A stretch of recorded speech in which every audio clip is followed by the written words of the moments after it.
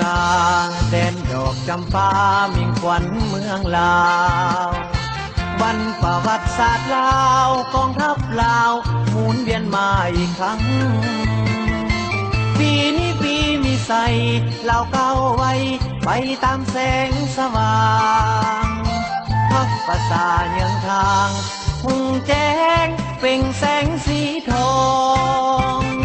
ศาสตร์ทีละสนคนลาวศาสตร์ลาวเก่าสู่ยุคสมัย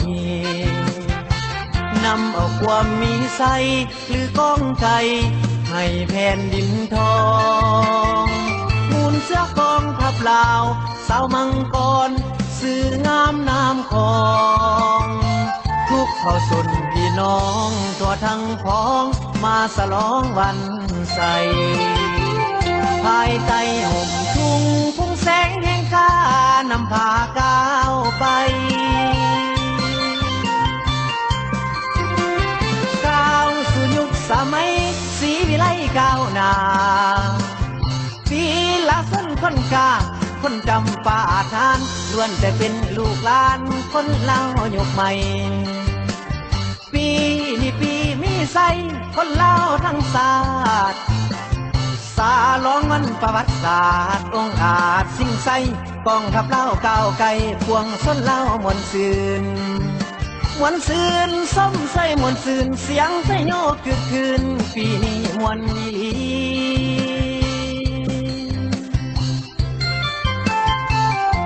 กองดังกังวานแคนลาวประสานกับเสียงดนตรีปีนี้มวลอีหลีพี่น้องลาวแดนดอกจำปาสาวมังกรเอกอ่างเดินตามทางแนวทางพักนำพาประกาศกองโลกากองทัพลาวชาติวีละสน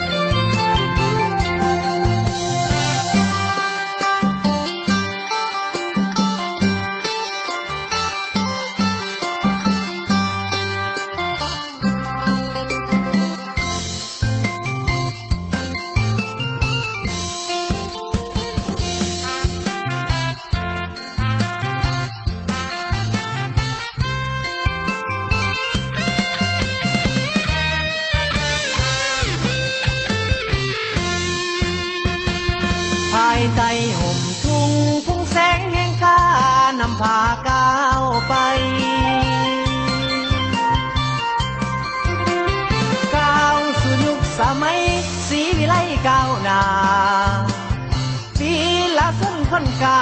คนจำปาทานล้วนแต่เป็นลูกหลานคนเล่าหยกใหม่ปีนี้ปีมีใสคนเล่าทั้งศาสตร์สาลองมันประวัติศาสตร์องอาจสิ่งใสกองทัพเล่าก้าวไกลพวงส้นเล่ามวลซืนมวลซืนส้มใสมวลซืนเสียงไสโยกกึกคืนปีนี้มวลอีหลี